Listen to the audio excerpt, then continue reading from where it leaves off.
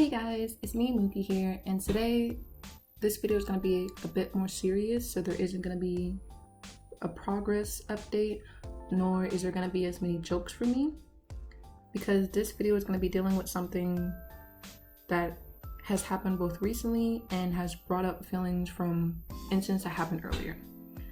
Today I'm only going to talk about one of them, which was the time back in high school when I was called a racial slur just for sitting outside of my school. I remember it was summertime, it was hot, and I had just gotten out of a PSAT training meet, which at the time was it was a pretty big deal, I guess.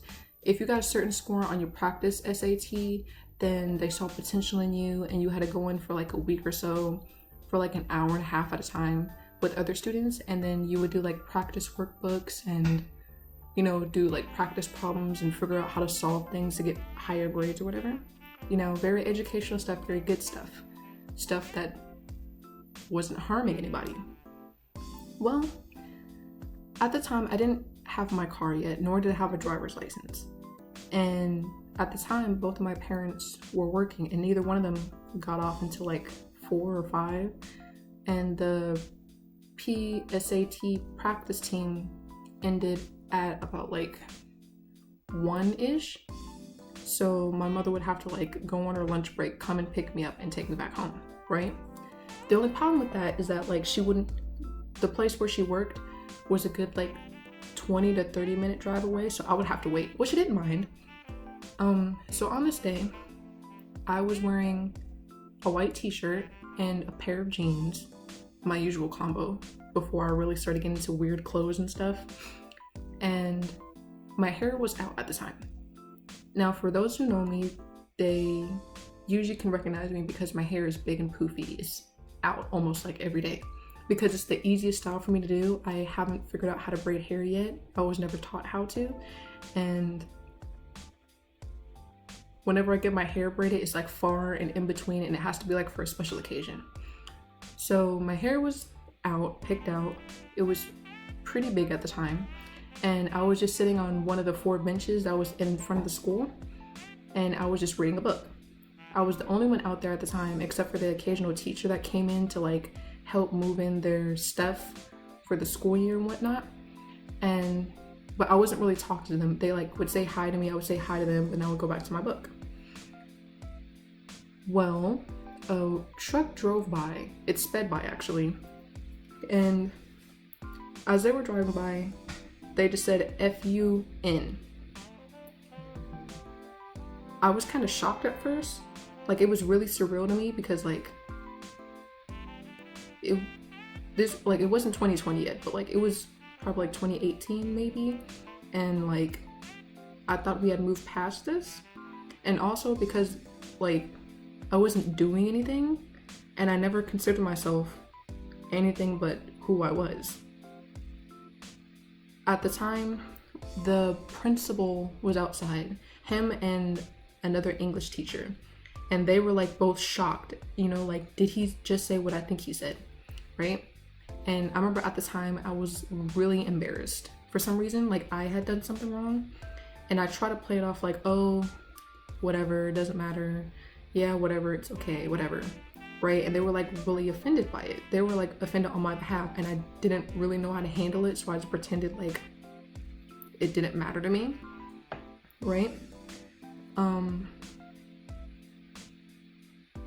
That kind of became my way of dealing with situations that, racist situations and stuff. I would just pretend it doesn't bother me, because it always made me feel embarrassed because I don't really get flustered that easily.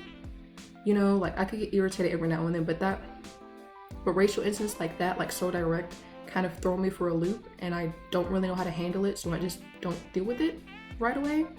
I'll have to go away and process those emotions, right? So,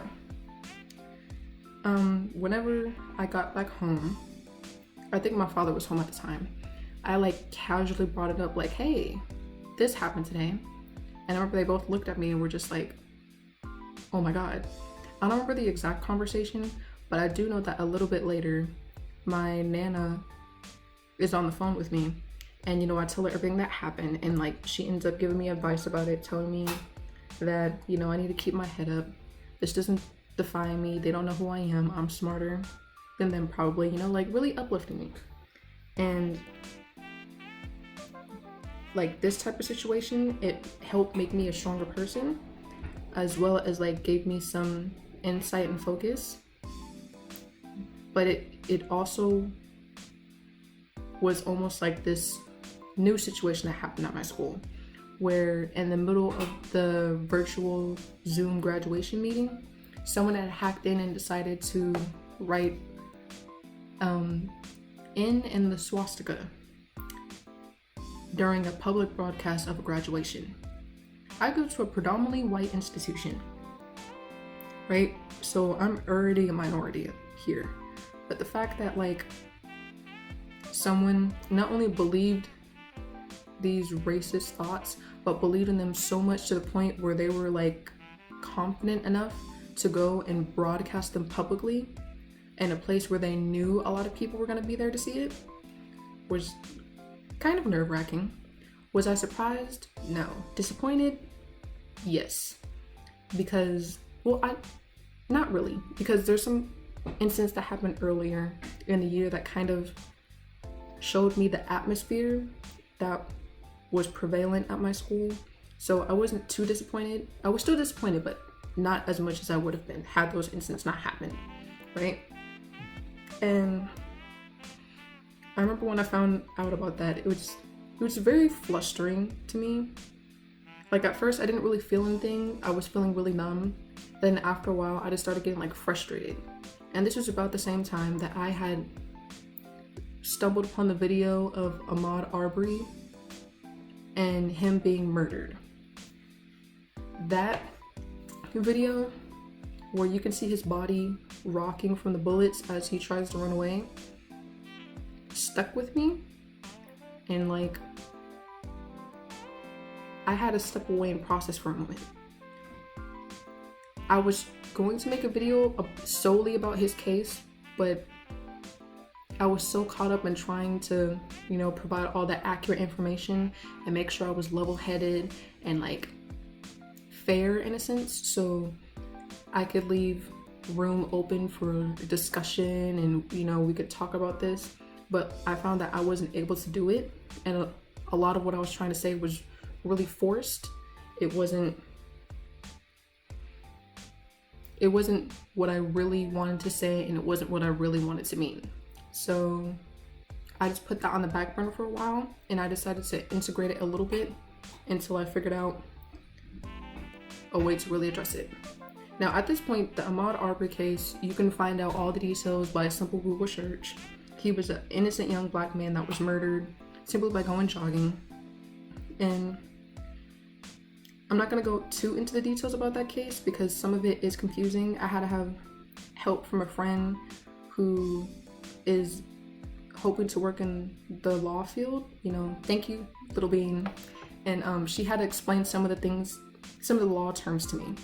And I found out that some of the people involved with the investigation had to step back because they were too involved. I forgot what the word was. If I find it, I'll insert it. But that alone was frustrating.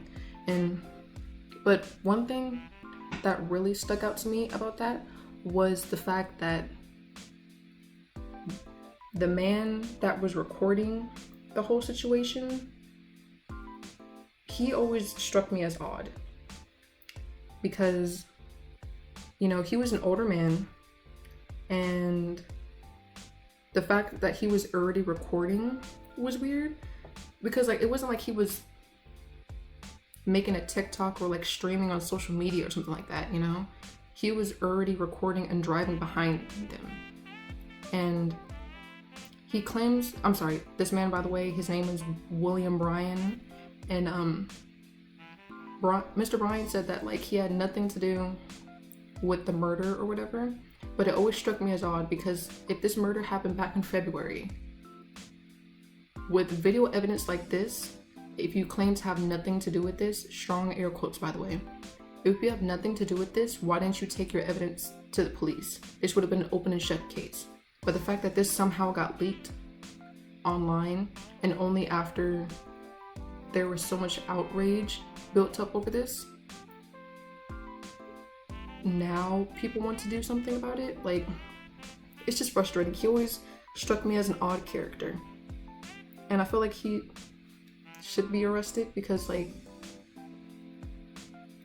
well, let me pause for that real quick, because like from what I understand, maybe there's more information that has been updated and I just haven't found yet, but it almost seems like he recorded this but didn't say anything or tell anybody about it, and that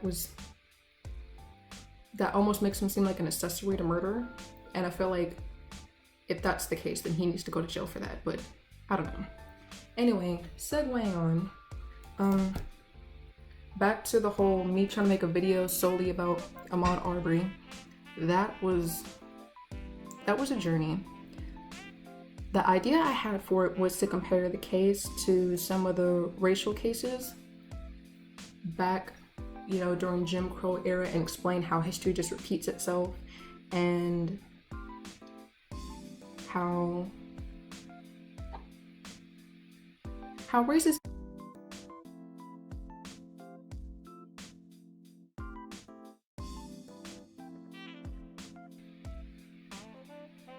and how racism itself doesn't go away, it just adapts to whatever situation.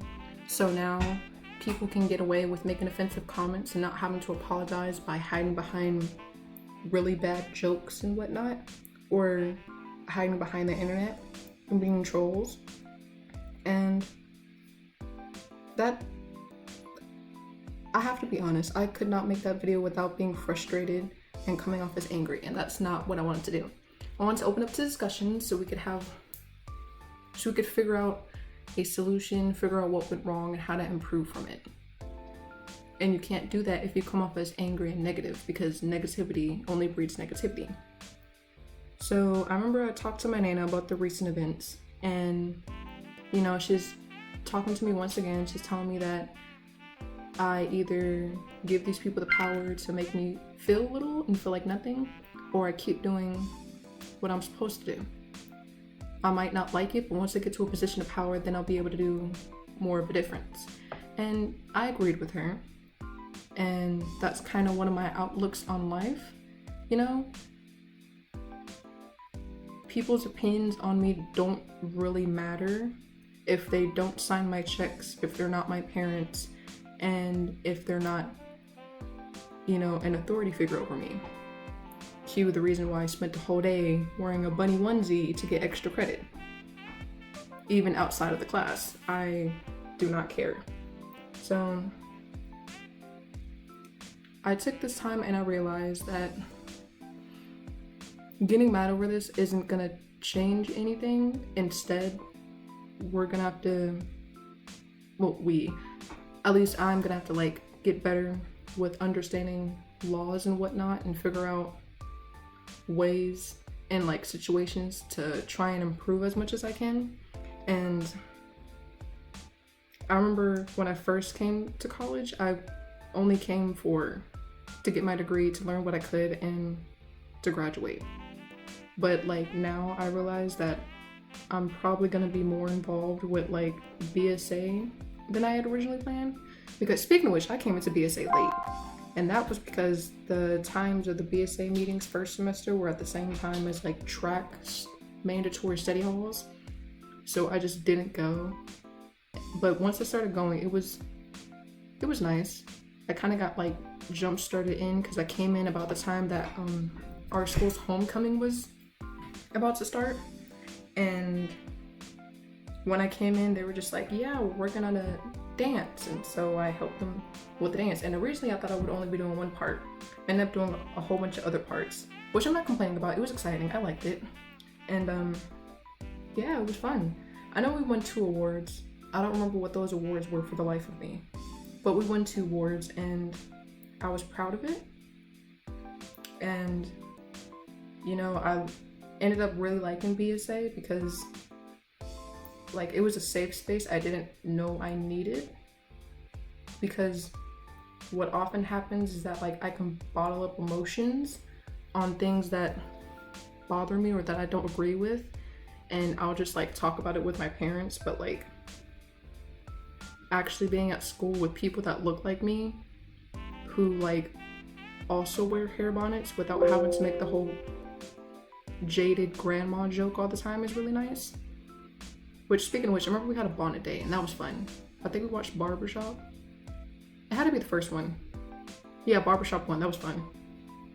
And you know, like, I know this year I'm gonna try and get more involved. I didn't go for like an actual like official position because I didn't know what my schedule was gonna be like with school and work and all, but I'm still gonna try my best to be as involved as I can be. And especially after the incidents that happened at school my freshman year, I realized that like by doing nothing, I'm kind of allowing it to happen, and that doesn't sit well with me. That in fact embarrasses me, because I know who I am and I don't agree with it. And if these people have the confidence to come out here and say all this stuff and do what they do, then why shouldn't I be able to say what's on my chest with my chest? So I'll become more involved, and I talked to my Nana about this, and she was happy, she was proud. She's also, speaking of which, she's also the one who told me about Billie Holiday. She was like a blues singer, and one of the songs she told me about was Strange Fruit, which is a song that is really beautiful. It's haunting though, but it talks about strange fruit, where you find out the strange fruit that she's referring to is actually like black people hanging and rotting from a tree.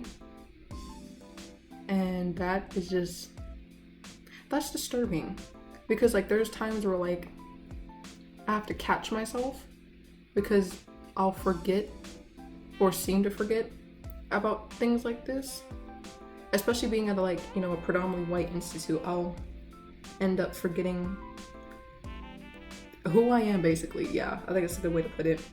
Like, because I've been going to like predominantly white schools for a while, so like, you know, I'm used to the same jaded routine of like Black History Month, that we learn about the same 3 people.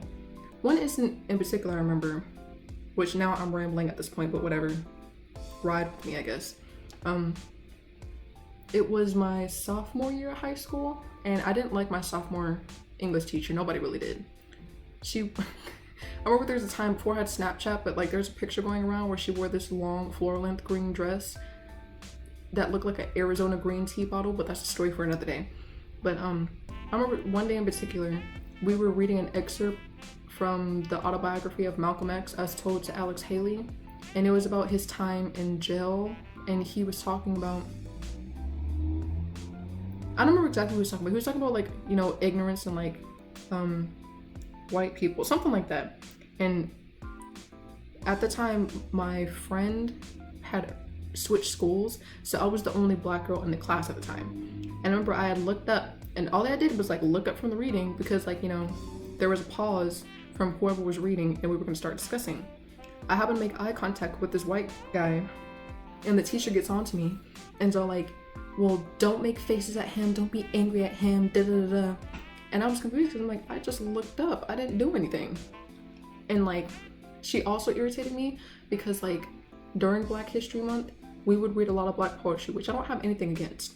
But the problem was that like, she would stop, turn to me and ask me how I felt about it, you know, how, with my life experience, you know, like how does it resonate with me and all that. And it's just like, what do you want me to say? You know, and it was frustrating, it was annoying. Which before, way back at the beginning of that school year, when right off the bat I knew me and her were not gonna get along, was whenever she put up a chart of literacy rates in America. It was either in Oklahoma or in America, but she put up literacy rates, and it was like broken down by demographics, right? And of course the largest one by far was the white one.